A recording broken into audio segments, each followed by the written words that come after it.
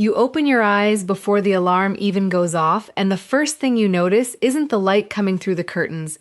It's your mouth. Dry, sticky. Your tongue feels like it's glued to the roof of your mouth, and if someone asked you to speak right now, you'd need a sip of water first, just to get the words out. Maybe this happens to you every single morning. Maybe you've started keeping a glass of water on the nightstand, not for thirst, but as a tool, something you reach for before you can even talk. And somewhere along the way, somebody probably told you this is just what happens when you get older. Drink a little more water. Don't think too much about it. Here's the thing, that dry mouth is not nothing. It is a message, and for a lot of people past the age of 60, that message is pointing to one of two things. Either something you're taking every day is quietly shutting your saliva down, or there's a condition sitting underneath the surface that hasn't been caught yet, and it's showing itself through the one fluid almost nobody thinks twice about. Saliva does far more than keep your mouth comfortable. While you sleep, it's doing several jobs at once, jobs that protect you in ways you'd never guess. And when your mouth dries out, all of those jobs stop at the same time. Each one that fails opens a door. One leads toward your lungs. One affects how well your food actually nourishes you. One runs straight into your bloodstream and eventually, your heart. And one you'll feel first in your teeth. Before you decide this is too small a thing to worry about, consider this. Researchers have repeatedly found that older adults dealing with chronic dry mouth tend to have worse health outcomes over time than those who don't. That doesn't mean dry mouth itself is dangerous on its own, but it tends to travel with other things, quietly stacking up in the background, while everyone keeps calling it nothing. By the end of this, you'll understand how to read your own dry mouth, what different patterns are telling you, which of your medications might be the hidden cause, the right way to bring it up with your doctor so it actually gets taken seriously this time, and what genuinely helps bring your saliva back, because it is almost never just another glass of water. There's also a simple 2-minute check you can do tomorrow morning before your feet even touch the floor that tells you more about what's really going on than most people realize. I'll walk you through it. But first, you need to understand what saliva is actually doing for you every night while you sleep.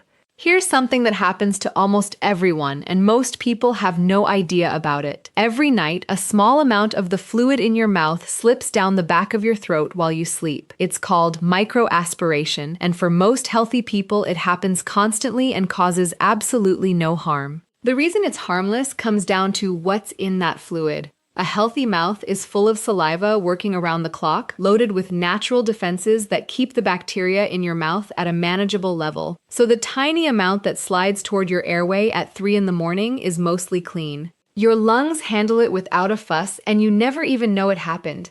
Now take the saliva away. Let the mouth run dry night after night, and those natural defenses go with it. The bacteria that were being kept in check are suddenly free to multiply.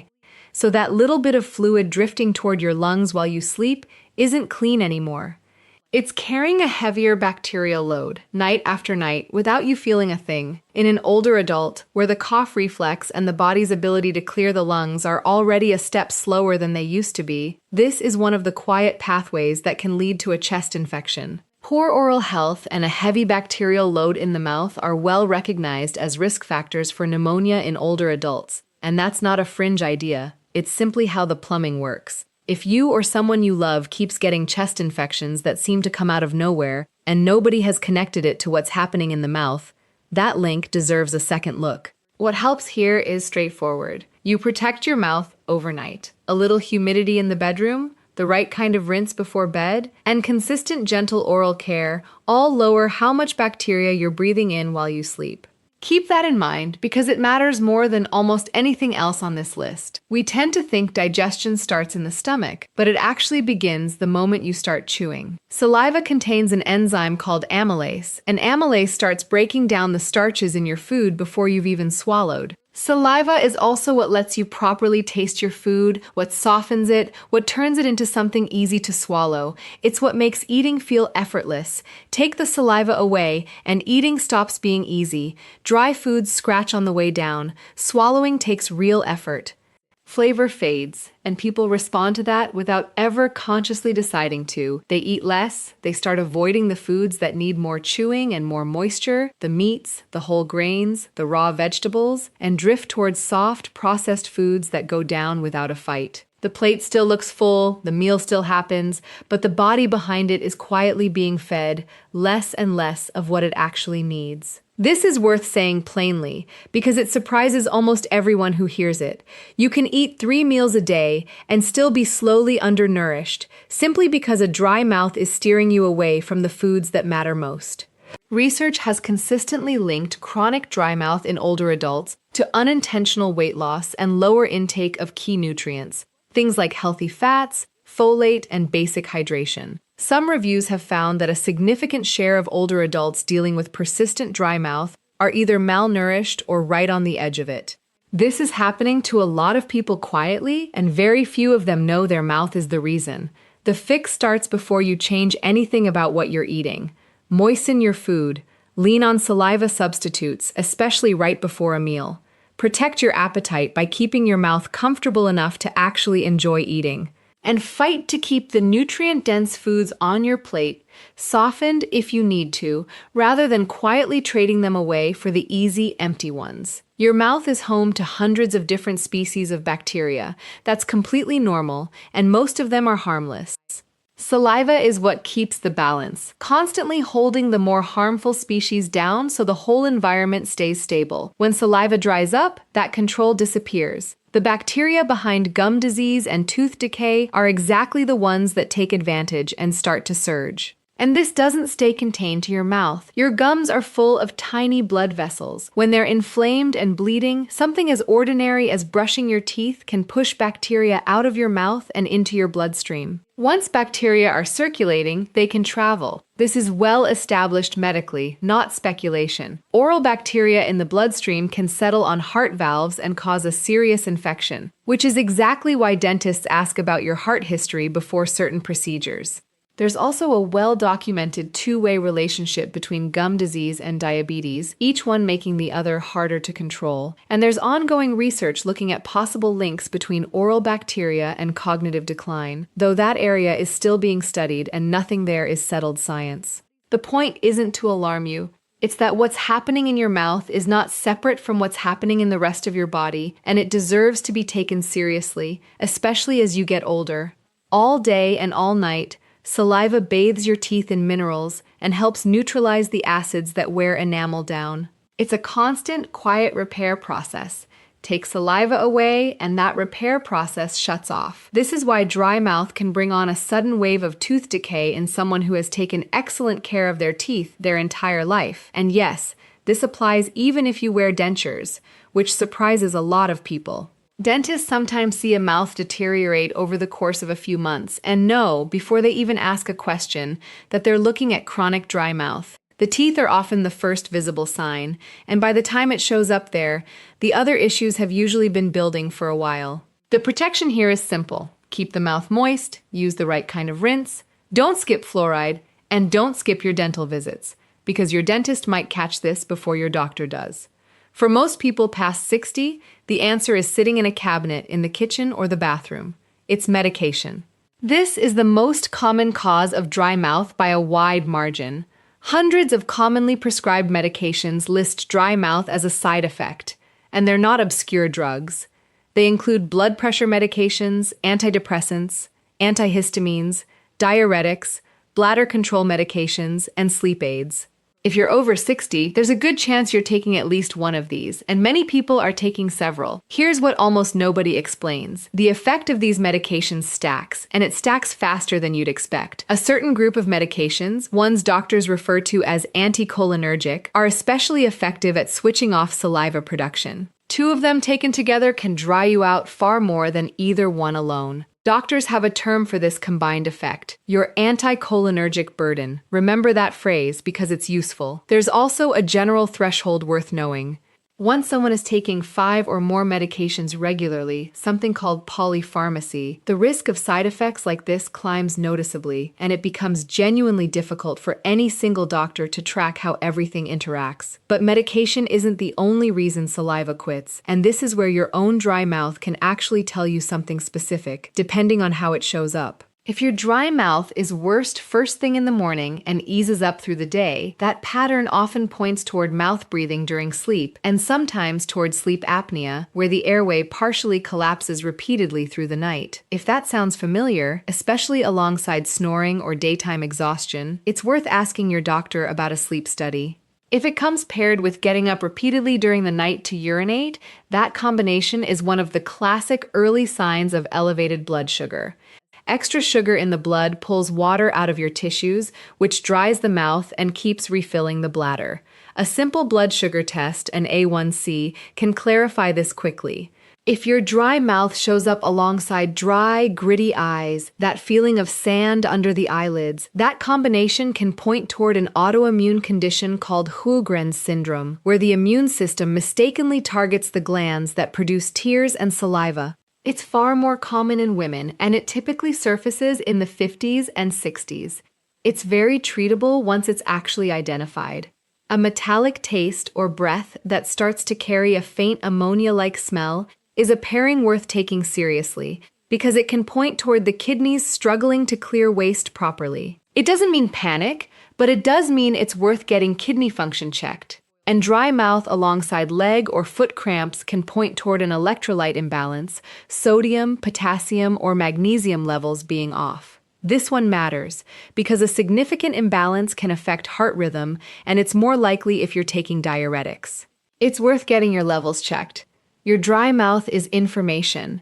It's one of the few warning signs your own body hands you that you can actually start reading yourself, at home, before a single test gets run. First, my doctor said it's just aging. With respect, that's rarely the full answer.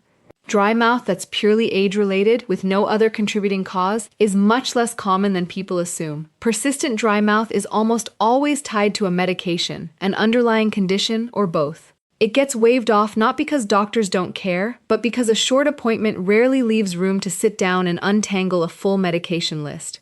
That doesn't mean the conversation is closed. You're allowed to reopen it, and now you have specific language to do it with. Second, I'll just drink more water. It's understandable to think that, but dry mouth is a problem with the glands that produce saliva, not simply a hydration problem. Water buys you a few seconds of relief, and then it's gone. Saliva is mostly water, but the small remaining percentage, the proteins and minerals, is what actually coats and protects your mouth. So keep drinking water, especially if you're on diuretics, but stop expecting it to be the fix, and stop feeling like you're doing something wrong when it doesn't work. Third, dentures. People are sometimes hesitant to bring this up, assuming it doesn't apply to them anymore. It absolutely still applies, and in some ways it matters even more. Without saliva keeping bacteria in check, buildup against the gum line under a denture can cause real tissue damage. You don't need your natural teeth for a dry mouth to cause problems. Think about someone like a retired teacher in her late 60s, the kind of person who reads every label carefully and doesn't like to make a fuss. For about 2 years, she woke up every morning with her mouth completely dry. She kept a glass of water by the bed, took a sip, and went about her day. She mentioned it once, briefly, at a routine appointment, and was told it was probably just age. Drink a bit more water. So that's what she did for 2 years while quietly, in the background, her body worked its way through every door we just talked about. She had 2 chest infections in 18 months. Each time, antibiotics, and each time nobody asked why this kept happening to her. Nobody connected a wet cough in winter to a dry mouth every morning, even though they were part of the same story. She lost weight slowly, a pound here, a couple there, until someone close to her noticed her clothes hanging looser and asked what was going on. She didn't have an answer. She was eating. She thought she was fine.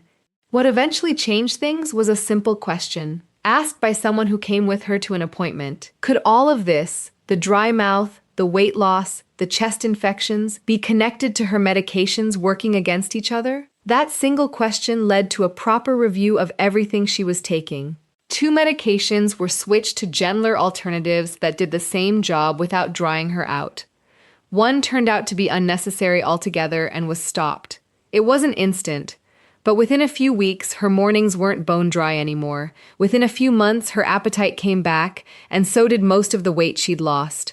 She got through the next winter without a single chest infection for the first time in years. Nothing dramatic saved her. What saved her was someone finally taking the message her body had been sending every single morning and treating the actual cause instead of the symptom. Run the 2-minute check. Tomorrow morning, before you get out of bed, before you reach for water, just notice, is there any saliva in your mouth at all? Is it thin and watery or thick and stringy? Is there an unusual taste or smell? Can you swallow comfortably without needing a sip first? Do this for a few mornings and jot down what you notice. That's real useful information for a doctor's appointment, and it takes the guesswork out of the conversation. Second, do a full medication audit. Write down everything you take, prescription and over-the-counter, every single one.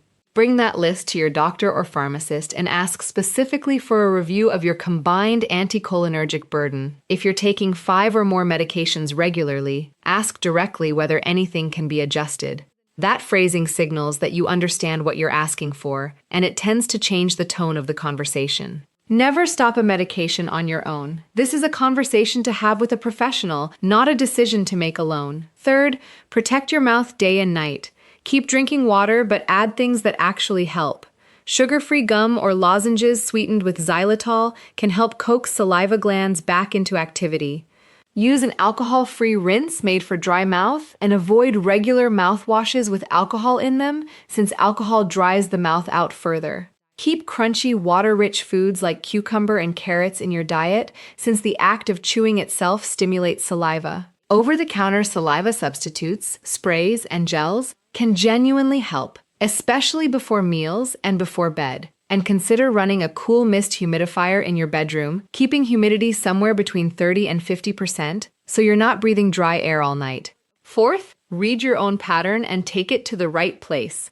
Worst in the morning, ask about sleep apnea. Waking repeatedly to urinate, get your blood sugar checked. Dry, gritty eyes alongside it, ask about Sjogren's syndrome. A metallic taste, get your kidney function checked. Leg cramps, get your electrolytes checked. And if the dryness is severe and none of this brings relief, there are prescription options that can help stimulate saliva production, something your doctor can evaluate for you specifically. There are a few situations that go beyond worth mentioning at your next appointment and move in to seek care right away. Dry mouth paired with real difficulty breathing needs emergency attention immediately. White patches inside the mouth that don't wipe away could indicate a yeast infection and should be checked by a doctor promptly. And dry mouth paired with sudden confusion, weakness, chest pain, or a racing heart is a reason to call for emergency help right away. Those are the moments where you stop what you're doing and act. The dry mouth you've been brushing off every morning is one of the more honest signals your body sends you. It's not dramatic. It doesn't hurt. It's easy to explain away with age or a busy schedule. But underneath it, there's almost always a reason. Something you're taking, something building quietly, something worth naming instead of ignoring. You don't need a test to start paying attention. You just need to notice what your mouth is telling you tomorrow morning, write it down, and bring it to the people who can help you make sense of it. That's really the whole point. The message has been there the whole time. It just needed someone to listen. Take care of yourself and pay attention to what your body is quietly telling you.